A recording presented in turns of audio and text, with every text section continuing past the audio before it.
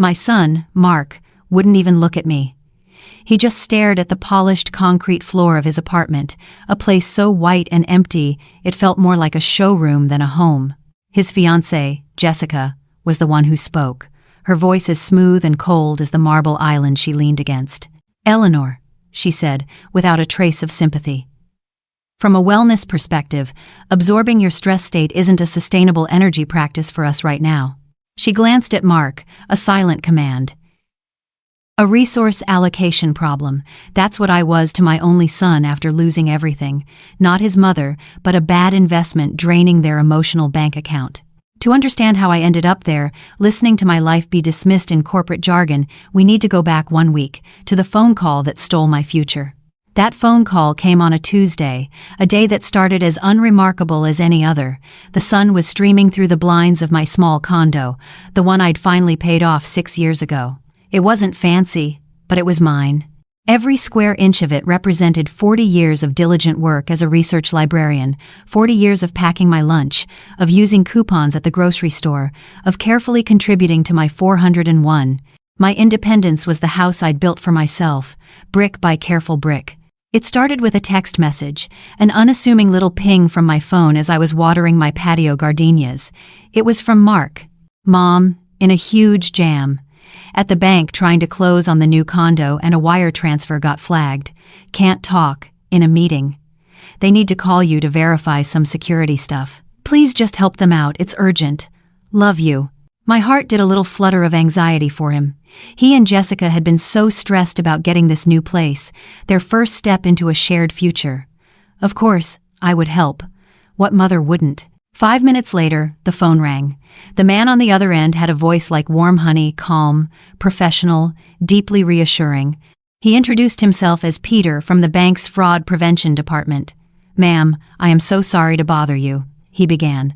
"We're just trying to help your son and his fiancée secure their mortgage. A large transfer from his account has been put on a temporary security hold, and we just need you, as his next of kin verification contact, to confirm a few things on your end to release the hold." He sounded so legitimate. He used words like protocol and federal security compliance. He never asked for my password or my social security number. That's the oldest trick in the book, and I prided myself on not being a fool. No, this was far more clever. He explained that to verify my identity, he needed me to log in to my own online banking portal through a secure link he would text me. "This way, ma'am," he said smoothly. "We never see your information. Our system just gets a digital handshake from your system.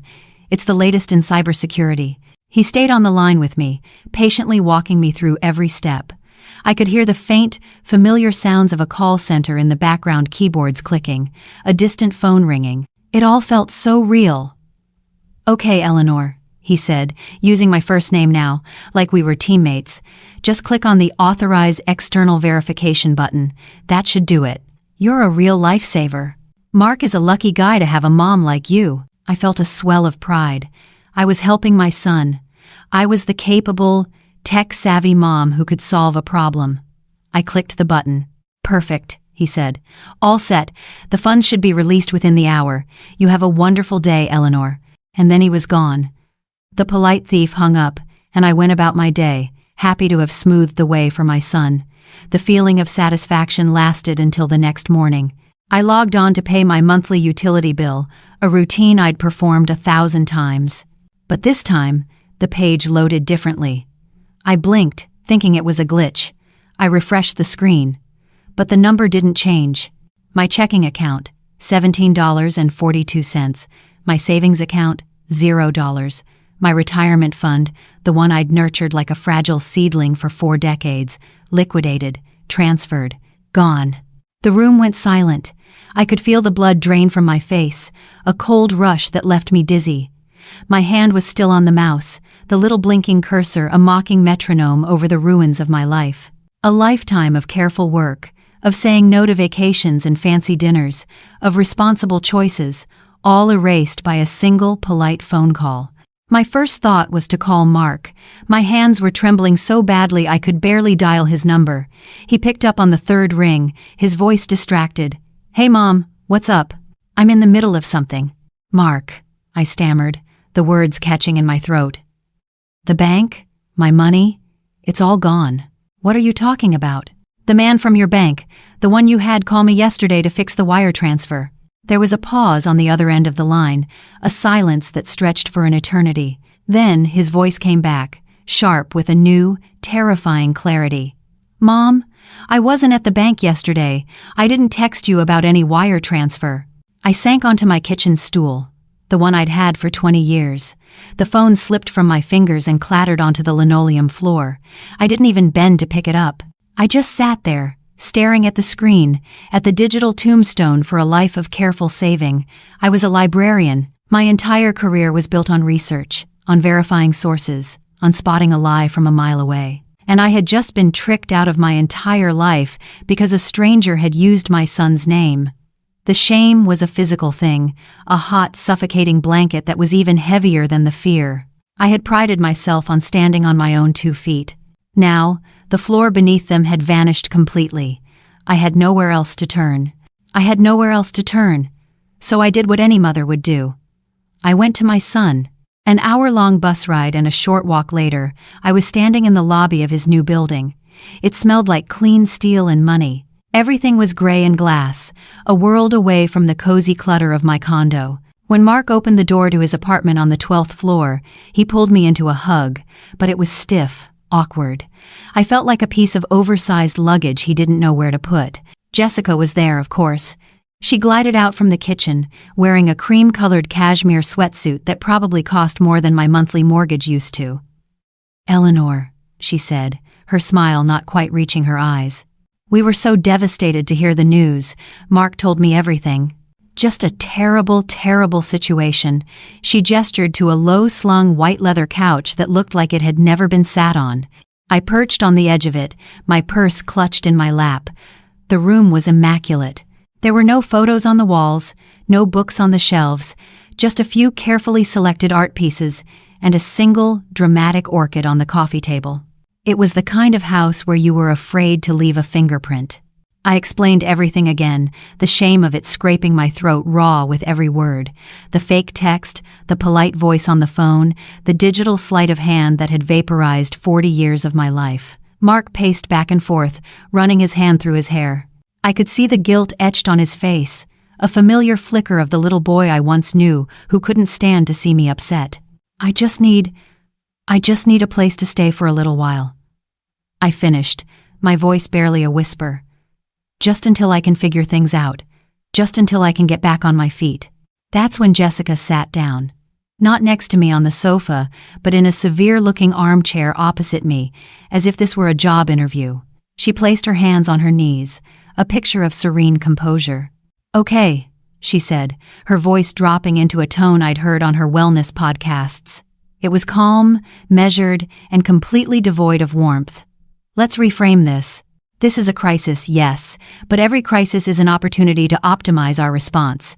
What we need is a strategic plan." I looked at Mark, hoping he would intervene, hoping he would say, "Jess, for God's sake, she's my mother, she can stay in the guest room." But he just stood there, caught in the gravitational pull of her unblinking confidence. Jessica continued, "Mark and I have been discussing the situation, and we've been trying to protect our bandwidth. Launching my Mindful Mogul brand this quarter is a critical financial objective, and Mark's work is incredibly demanding. We have to consider the emotional ecosystem of our home." Emotional ecosystem. Bandwidth. She spoke about our family as if it were a tech startup she was preparing to liquidate. I finally found my voice. "Jessica, I wouldn't be any trouble. I can cook, I can clean." "It's not about being trouble, Eleanor," she cut in smoothly. "It's about energetics. The cortisol spike from a trauma like yours is contagious. We have to be mindful of the energy we allow into our sanctuary." I stared at her, dumbfounded. Then I turned to my son. "Mark, what is she talking about?" He finally stopped pacing and looked at me, his eyes full of a miserable conflict. "Mom, we're just trying to think this through logically. We don't want to just react emotionally." Emotionally. I could feel a hot anger finally starting to burn through the fog of my shock. My life has been stolen, Mark. My home, my savings, everything I ever worked for. A little emotion seems appropriate. That's when Jessica delivered the final blow. She leaned forward, her expression one of deep, fraudulent concern. And that's why we think you'd be more comfortable somewhere that's equipped to handle your specific needs right now. We did some preliminary research, and there are some really excellent state-assisted living options nearby. It would be a much more optimized solution for your demographic, giving you access to resources while maintaining your independence. The words hung in the sterile air of the apartment. Optimized solution. Your demographic. She was talking about me like I was a statistic, a problem on a spreadsheet.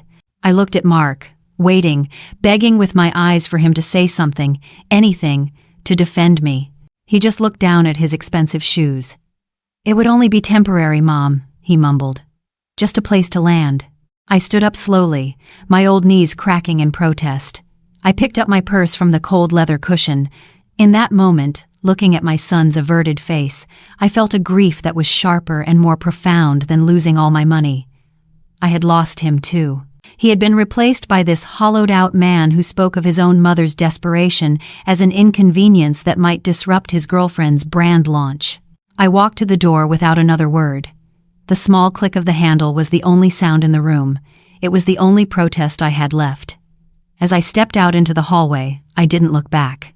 I didn't want the last image of my son to be of him standing silently in a white room, letting a stranger explain why his own mother was no longer a worthy investment.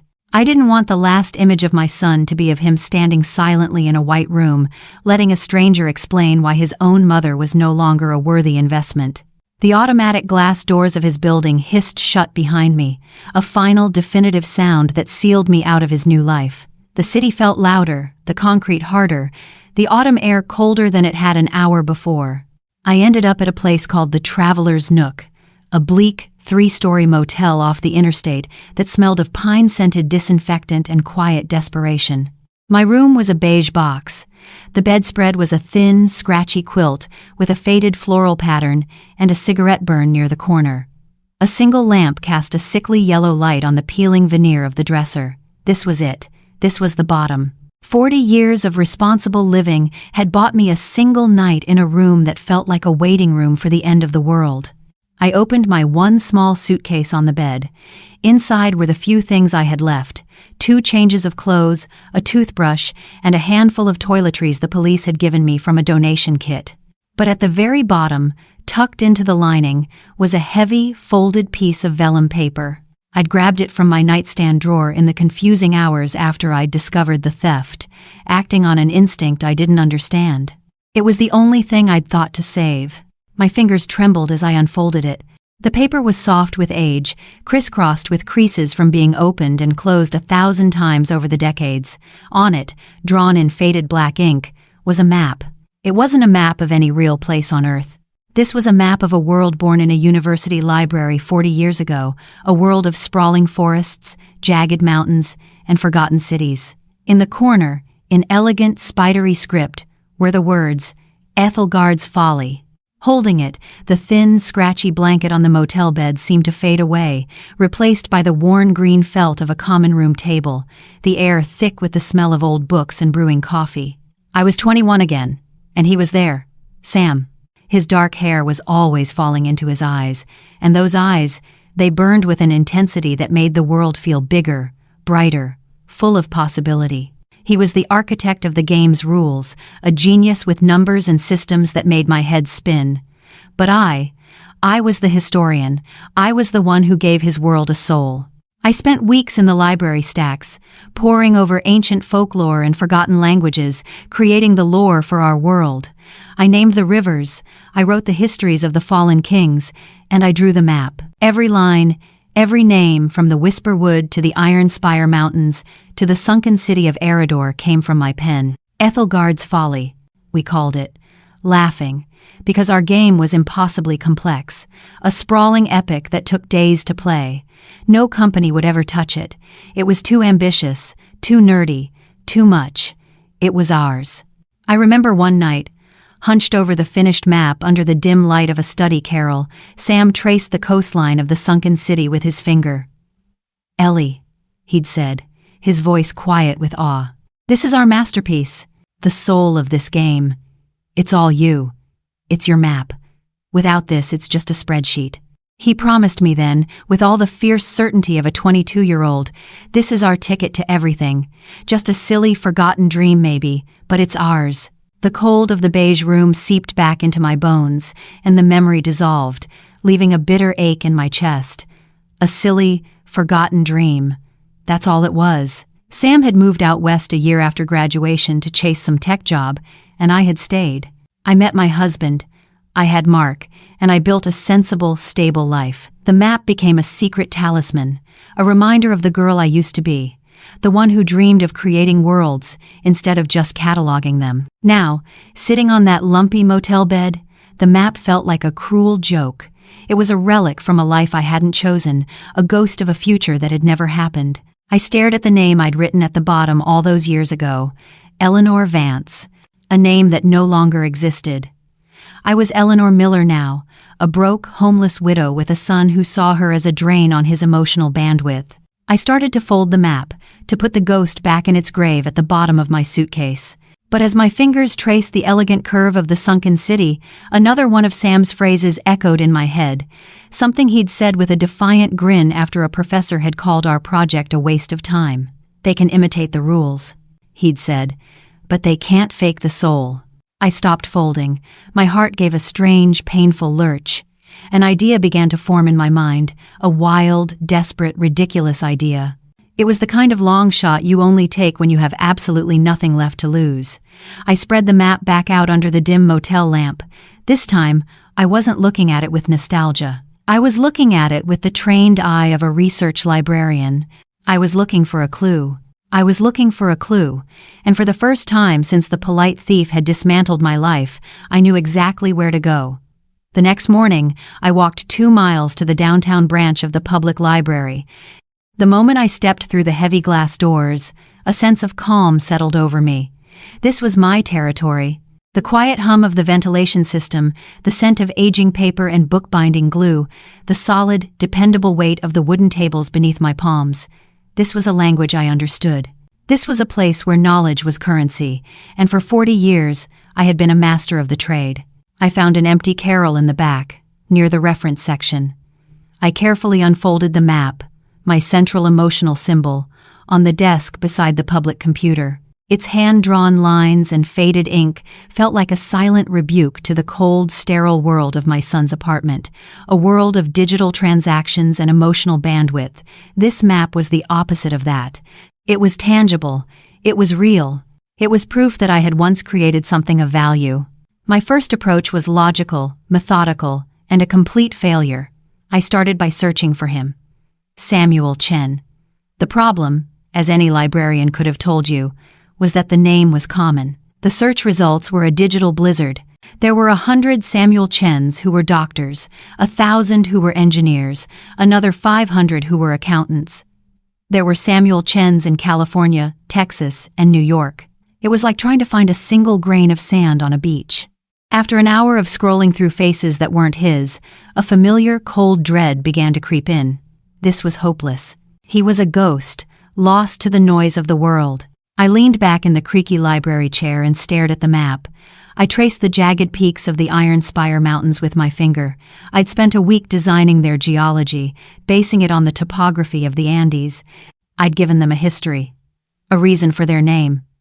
Sam had loved it. "They can't fake the soul," he had said. And that's when it hit me. I was using the wrong search protocol.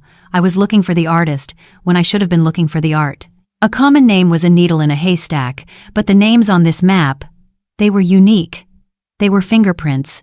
They were born from my research and my imagination. No one else in the world would have used them in the same combination. A new energy surged through me. This was the hunt. This was the puzzle. This was the work I knew how to do. I turned back to the computer, my fingers flying across the keyboard with a renewed purpose. I didn't search for Sam. I began to search for my world. My first query was, the sunken city of Eridor. I waded through pages of generic fantasy sites and video game lore. Nothing. I narrowed the search, using advanced operators, filtering by date, looking for mentions in academic papers or old websites. Still nothing. I tried again. Whisperwood plus Iron Spire Mountains, more dead ends. For hours, it was the same story. I dove into the deep archives, the parts of the internet most people never see. I combed through the digitized archives of old tech magazines from the 80 seconds and 90 seconds, scanned patent applications for game mechanics, and navigated the clunky, text-based interfaces of long-dead gaming forums. The sun began to set outside the library's tall windows, casting long shadows across the silent stacks. My back ached. My eyes burned from the screen's glare. The cold knot of despair was beginning to form in my stomach again. Maybe this was just another folly. Maybe all I was doing was torturing myself with the ghost of a dream. I was about to give up, to pack up my map and retreat to the beige misery of my motel room, but I decided to try one last time.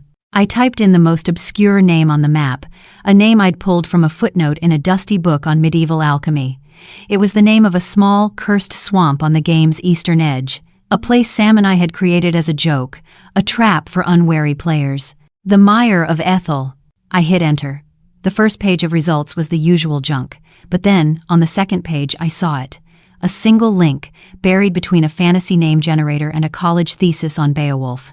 The link text was simple, unadorned. It was a post on a board game design forum, an old one, dated November 2002. The website's design was ancient by internet standards, a relic from a different era. The title of the post was, "Most Brilliant Game Mechanic You've Ever Seen."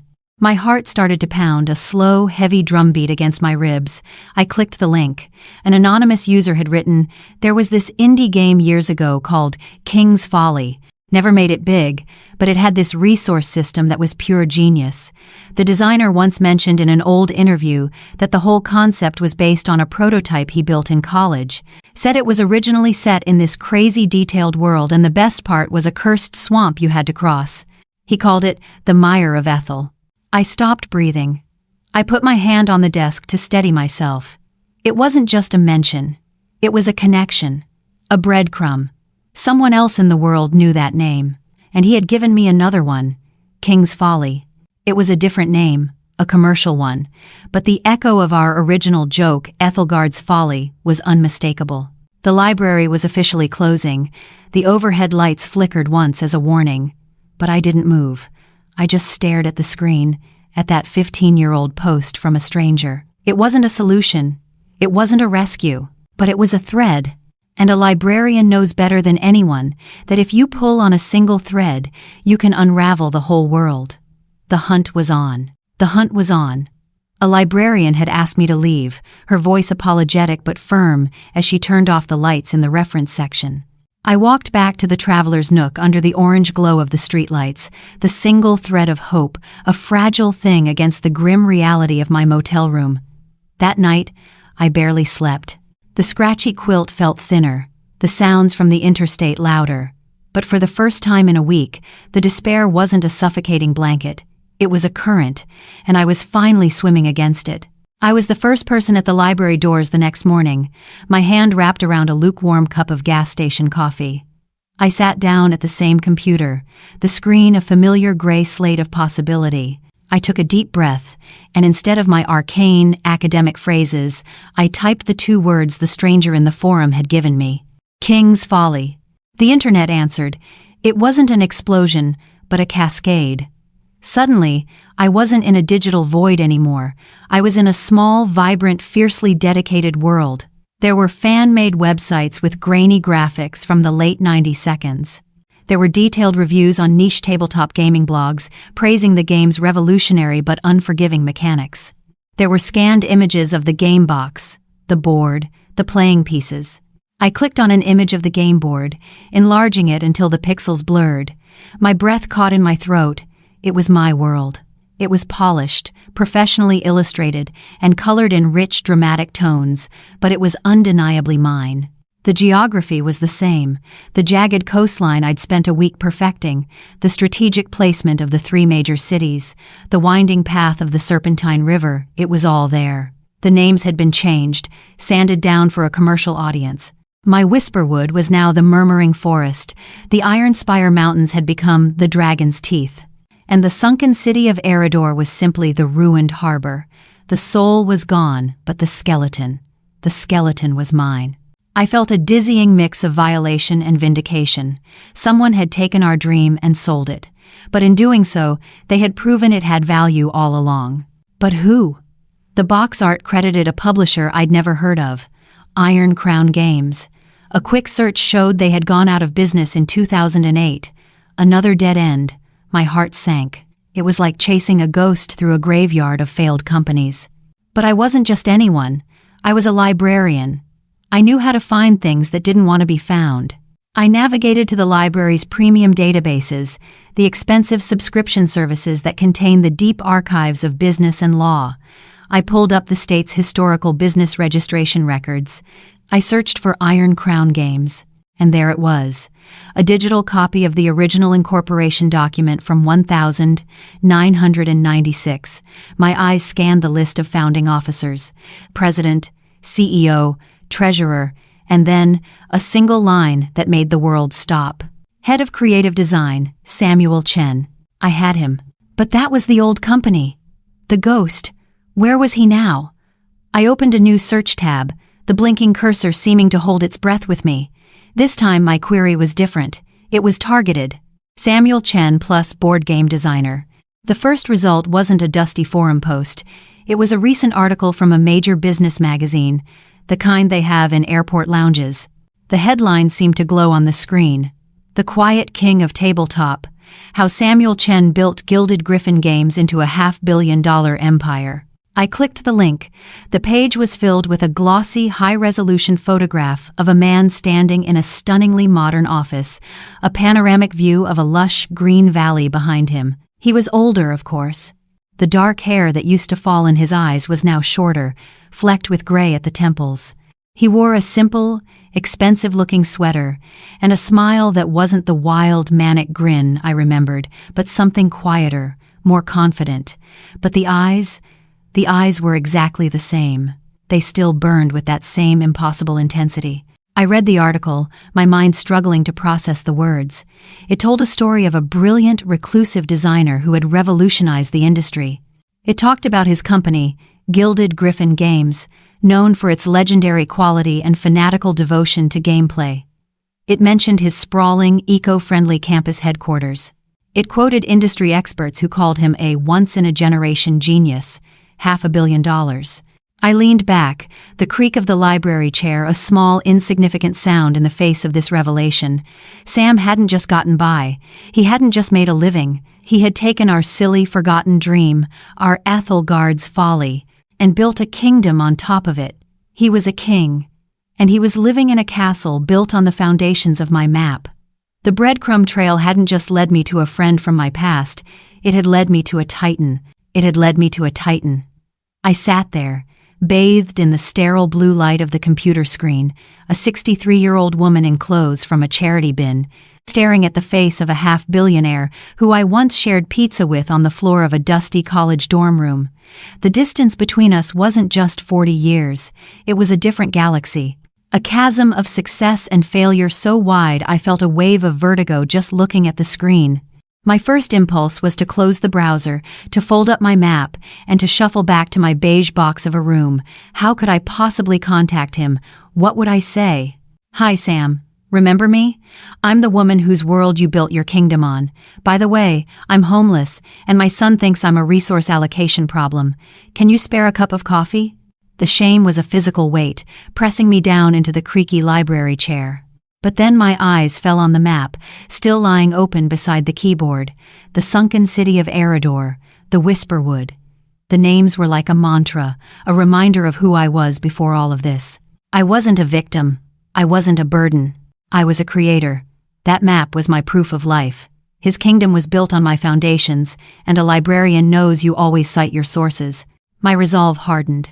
This wasn't about asking for a handout. This was about setting the record straight. With newfound determination, I navigated to the Gilded Griffin Games website. It was as sleek and impressive as the magazine article suggested. Polished, intuitive, and a little intimidating. I found the Contact Us page. There was no direct line, no personal email, just a generic address, inquiries@gildedgriffin.com. It felt like tossing a message in a bottle into the Pacific Ocean, hoping it would wash ashore on the right continent. I opened a blank email draft. My first few attempts were rambling and emotional, full of explanations about my life, my son, the scam. I read them back and cringed. They sounded like what they were, a desperate plea. I deleted them all. I had to stop thinking like a victim and start acting like a librarian. Professional, precise, undeniable. I started a new draft. This time, I knew exactly what to write. I focused on the one thing that a team of corporate lawyers and executive assistants couldn't dismiss, the original intellectual property. I typed the subject line, the words feeling like keys to a lock I hadn't touched in decades. Query. Regarding the original IP of Ethelgard's Folly. The body of the email was just as deliberate, 3 short, clear sentences. To whom it may concern. My name is Eleanor Vance. I am writing to inquire about the game formerly known as King's Folly. I was the co-creator of the original prototype, Ethelgard's Folly, developed in 1983, and I am the sole creator of its world map and associated lore. I would appreciate the opportunity to discuss this matter with the relevant party. Sincerely, Eleanor Vance. I signed it with my maiden name, the name of the girl who drew the map. That was the person he would remember. I read it over one last time. It was perfect. It was cold, it was professional, and it was a direct shot across the bow. My hand trembled as I moved the cursor over the send button. This was it. This one click could lead to either profound humiliation or something else. I closed my eyes and clicked. The walk back to the motel was the longest of my life. The digital whoosh of the sent email echoed in my ears. Every step was filled with a fresh wave of doubt. What was I thinking? The email would be deleted by some 5-year-old intern, or worse, it would be forwarded to a legal department that would send me a cease and desist letter. I had just poked a sleeping dragon with a stick. I spent the rest of the day in my room, watching the hours crawl by on the cheap digital clock. By evening, I had convinced myself it was a complete failure. Just another dead end. I was about to turn off the light when my cheap, prepaid phone buzzed on the nightstand. An unknown number with a Pacific Northwest area code. My heart did a painful somersault. It was probably a telemarketer. It couldn't be. I let it ring twice. Then, with a hand that shook like a leaf, I answered. Hello. There was a pause. Then a man's voice, deeper than I remembered but with the same thoughtful cadence, spoke hesitantly. I'm trying to reach an Eleanor Vance. This is she, I whispered, my throat suddenly tight. Another silence, this one charged with disbelief. Eleanor? It's Sam. Sam Chen. He sounded stunned, as if he'd just seen a ghost. I can't believe it. He took a shaky breath, and the next words he spoke sent 40 years of loneliness and fear tumbling away. I've been looking for a ghost for 30 years. I've been looking for a ghost for 30 years. The words traveled across the country, through miles of wire and waves of static, and landed in my dingy motel room like a detonation. All the air went out of my lungs. I sank onto the edge of the bed, the cheap quilt rustling beneath me. For 30 years, while I was raising a son, losing a husband, and building a quiet, sensible life, he had been looking for me. The girl who drew the map, the ghost. The rest of the conversation was a blur. His voice was a mixture of shock and a desperate urgency. He asked where I was, and I told him. There was no judgment in his tone, only a sharp intake of breath. He didn't ask for the long, sordid story of how I'd ended up there. There would be time for that later. All he said was, "Don't move. I'm sending a car." "No, forget that. I'm coming myself." He wasn't lying. 24 hours later, I was standing at a gate at SeaTac Airport, wearing the same cheap clothes I'd been wearing for a week, my one small suitcase in hand. I felt like an imposter, a piece of driftwood washed up on a foreign shore. Passengers in business suits and expensive travel gear flowed around me. Then I saw him. He was standing just beyond the security exit, and even across the bustling terminal, I knew him instantly. He looked exactly like his picture in the magazine, older, more settled, but his eyes were scanning the crowd with a fierce, restless energy I remembered with a pang. When his gaze finally landed on me, he stopped. For a moment, the whole noisy airport seemed to fall silent. He walked toward me, not with the swagger of a CEO, but with the hesitant steps of a man approaching a memory he wasn't sure was real. "Ellie," he said, his voice softer than it had been on the phone. "Sam." I managed to reply. My voice was a dry whisper. We stood there for an awkward second, a 40-year chasm between us. Then he did something that broke the spell. He gently took my cheap suitcase from my hand and said, "Let me get that for you. It's good to see you, Eleanor." The drive to his headquarters was mostly quiet. We were two strangers who knew each other's deepest secrets from a lifetime ago. The landscape shifted from the gray of the city to an impossible green, rolling hills and towering fir trees that looked like they belonged in one of my fantasy worlds. He turned off the main highway onto a smaller road marked only by a simple, elegant sign carved from a piece of cedar, Gilded Griffin Games. The campus, if you could call it that, wasn't a building. It was a collection of structures made of warm wood and vast panes of glass, nestled into the hillside as if they had grown there. People strolled along stone pathways, some with laptops, others with sketch pads.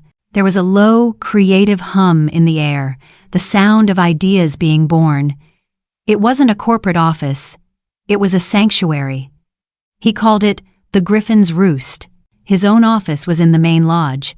It wasn't a corner office with a skyline view.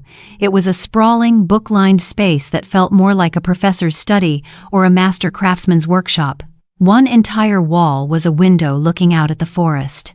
And on the opposite wall, hanging in a museum-quality frame, was a map. A huge, beautifully printed and illuminated version of the King's Folly board. My skeleton, dressed in royal clothes. He saw me looking at it. "I look at that every day," he said quietly. "And every day, I feel like a fraud." He gestured for me to sit in a worn leather chair near the window. He didn't sit behind his massive desk. He pulled up another chair to face me. "When I moved out here," he began, "I had nothing. I tried to find you, Ellie. I really did. I wrote letters, but they all came back. By the time I had the money to hire someone, you'd married and your name was gone. Eleanor Vance had vanished." He explained how he'd licensed the game to a small publisher for next to nothing, just to get it made. They were the ones who insisted on the name changes. They said Ethelgard's Folly was too academic, too hard to pronounce, he said, a note of old bitterness in his voice. They sanded off all the edges. They took out the soul. I listened, my hands clasped in my lap. Finally, I reached into my purse and pulled out the folded piece of vellum paper.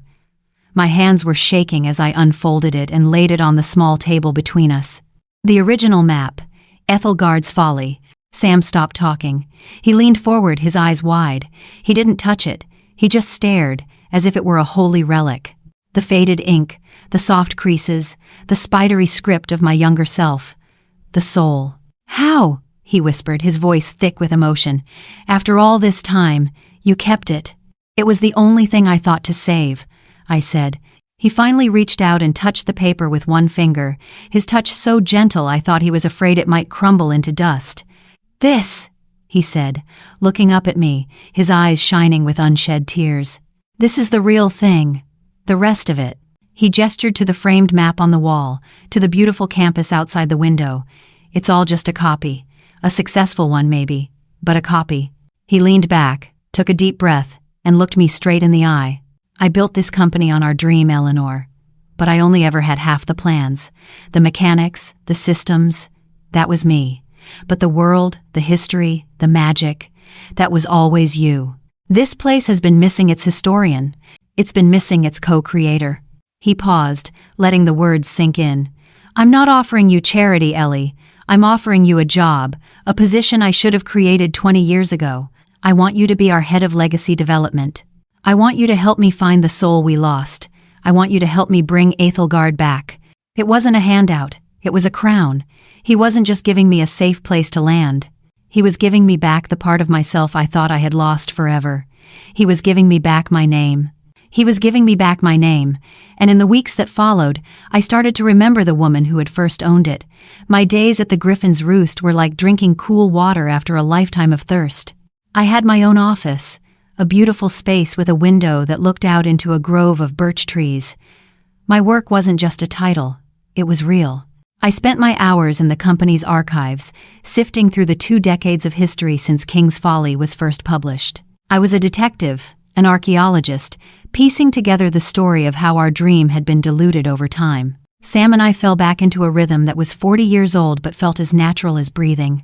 We'd have lunch on the main lodge's wide stone patio, brainstorming ideas for a new project, something that would bring back the soul of our original game.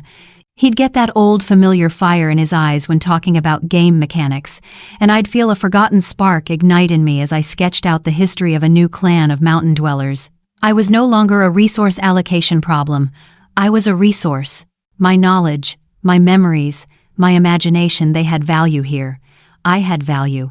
The family grapevine, however, is a relentless thing. It finds a way to grow even in the most remote, well-tended gardens. It came in the form of a phone call from my cousin Carol, a woman whose primary hobby was managing the Miller Family Updates Facebook group. "Eleanor, you're not going to believe this," she said, her voice a conspiratorial whisper. "So, you know how I shared that article about Gilded Griffin Games winning that big design award? The one with the picture of their gorgeous offices? Well, I just made a little comment, just said how proud we all were that our Eleanor was working there now. Just a little brag." I closed my eyes. I knew what was coming next. Well, Mark saw it. And he replied with just a single question mark, like he had no idea. Then, maybe 10 minutes later, Jessica chimes in. "Oh, Eleanor, you should have seen it. She went from 0 to 100. This is phenomenal," she wrote. "What an incredible synergy. We need to connect with Eleanor and hear all about this amazing new chapter in her wellness journey." I could almost hear Jessica's voice, the chipper, high-gloss tone she used in her videos. Synergy, wellness journey.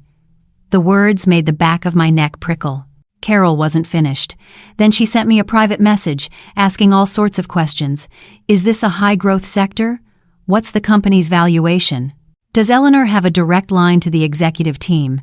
It was like she was preparing for a shareholder meeting, not asking about a relative. I sank into my chair, the beautiful view of the birch trees outside my window suddenly seeming very far away. I knew exactly what was happening. This wasn't concern. This wasn't guilt. This was a strategic pivot. In Jessica's world, I had gone from being a depreciating liability to a high-value asset, a connection to be leveraged. My new life wasn't a source of happiness for them. It was a networking opportunity. The thought didn't even make me sad anymore. It just made me tired.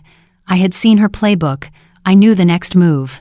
"Thank you for telling me, Carol," I said, keeping my voice even. "Of course, honey. I just thought you should know." It all felt a little weird.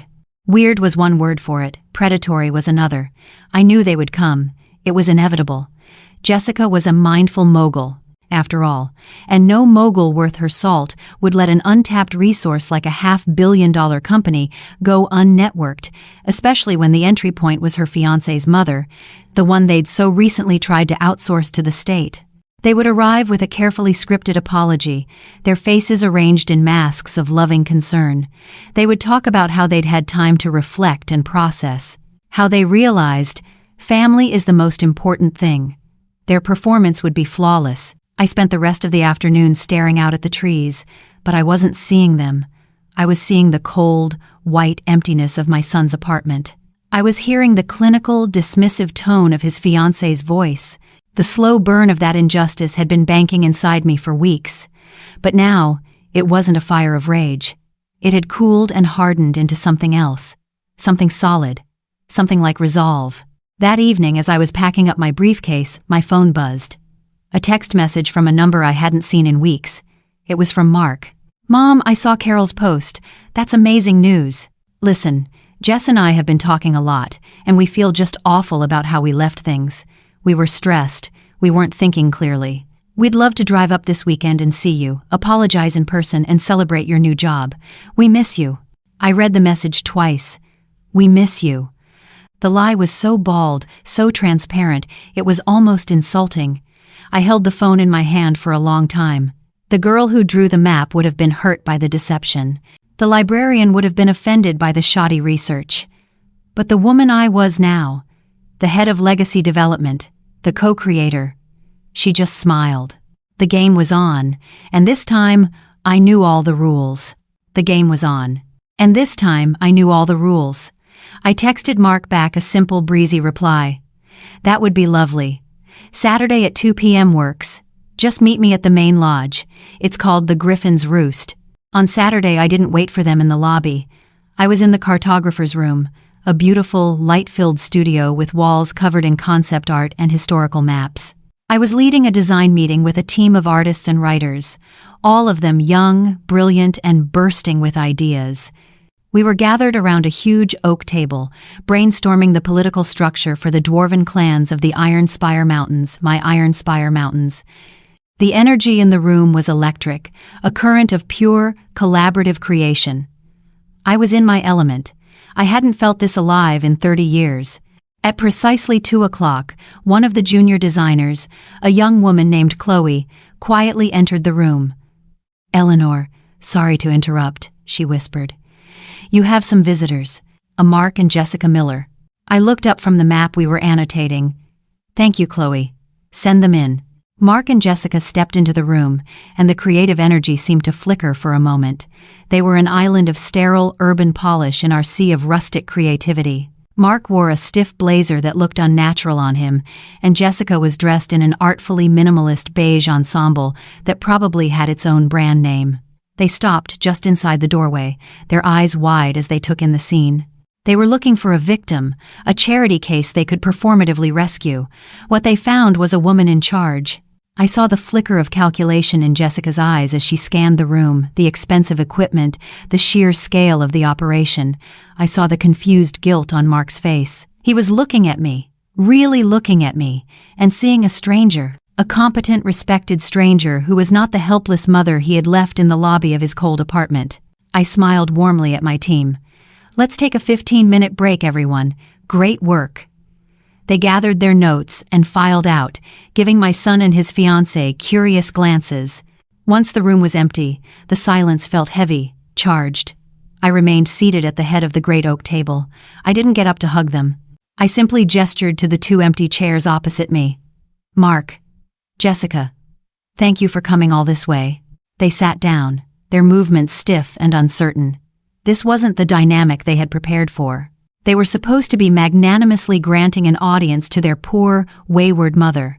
Instead, they were the ones who had been summoned. Jessica, ever the strategist, recovered first. She arranged her face into an expression of profound sincerity, the one she probably used for her most earnest podcast segments. "Eleanor," she began, her voice soft and full of practiced empathy. "First, we just want to say, we are so profoundly sorry." Mark shifted in his chair, staring at the intricate grain of the oak table. "Mom, I was a jerk. We were so stressed about the condo and my job, and I wasn't thinking. We were operating from a place of fear, not a place of love." Jessica chimed in, placing a perfectly manicured hand on Mark's arm. "We've had a lot of time to reflect, to sit with our discomfort, and we realize that we failed to honor our connection to you. Family is the most important thing, and we let our own anxieties get in the way of that. We want to make it right. We've cleared out the guest room. We want you to come home." She delivered the lines flawlessly. It was a masterclass in corporate apology, full of emotional buzzwords that meant absolutely nothing. It was designed to absolve them, to reframe their cruelty as a momentary lapse in judgment. They waited, expecting my tears, my gratitude, my immediate acceptance. I let the silence stretch, listening to the quiet hum of the building around us. I looked from my son's face, now pleading and miserable, to his fiancée's, which was a perfect mask of compassionate concern. I thought of the scratchy quilt in the motel room. I thought of the shame that had felt like a physical illness. I thought of the cold, dismissive words they had used to cut me out of their lives. Then I gave them a small, polite smile. "Thank you for that," I said, my voice calm and even. "I appreciate you sharing it with me." I paused, letting them lean forward, anticipating the "but." "However," I continued, "I have to decline your invitation." Jessica's smile tightened by a millimeter. "Eleanor, we insist. It's no trouble." "Oh, I'm sure it isn't," I said, my voice still light. "But the truth is, my work here is incredibly demanding. We're in the middle of a major legacy launch, and it requires my full attention." I leaned forward slightly, adopting her serene, therapeutic tone. "I've come to realize that I need to protect my creative bandwidth." I saw a flicker of confusion in Jessica's eyes. Mark just looked lost. I pressed on, my voice gentle but the words as sharp as glass. From a wellness perspective, I said, savoring each syllable, revisiting our past dynamic would be an unsustainable energy practice for me right now. Jessica's mask finally cracked. Her mouth opened slightly, a tiny glitch in the flawless facade. I stood up, signaling the end of the meeting. My time, I said, looking directly at my son, has become a very valuable resource, and I have to be strategic about how I allocate it. I'm sure you both, of all people, can understand that. The payback was complete. The silence that followed was absolute. In that moment, they weren't a successful tech manager and a wellness mogul. They were just two people who had fundamentally miscalculated the value of an asset, and I was the woman who was turning back to her work, leaving them sitting alone at a very large, very empty table. I left them sitting at that large, empty table and went back to my team. When I stepped back into the cartographer's room, the vibrant energy of creation rushed back in to fill the vacuum they had left behind. I took my seat, picked up my pen, and got back to the important work of building worlds. I didn't know the full story of what happened next until a few days later, when Sam and I were walking along one of the campus trails, the air smelling of pine and damp earth. He was quiet for a long stretch, watching the way the afternoon light filtered through the canopy of the massive fir trees. "You know," he said finally, his voice casual, "my investment team was in the final stages of a potential partnership with a mid-sized tech firm downtown, a company called Synapse Dynamics." I stopped walking. That was Mark's company. He had been so proud of landing his job there, of the projects he was leading. Sam looked at me, his expression unreadable. It was a big deal. We were looking to acquire a piece of their new logistics AI. The project lead on their end was a bright young manager, Mark Miller. My heart gave a slow, heavy thud. "Our due diligence process is thorough," Sam continued, his voice even. "We don't just look at the balance sheets, we look at the people.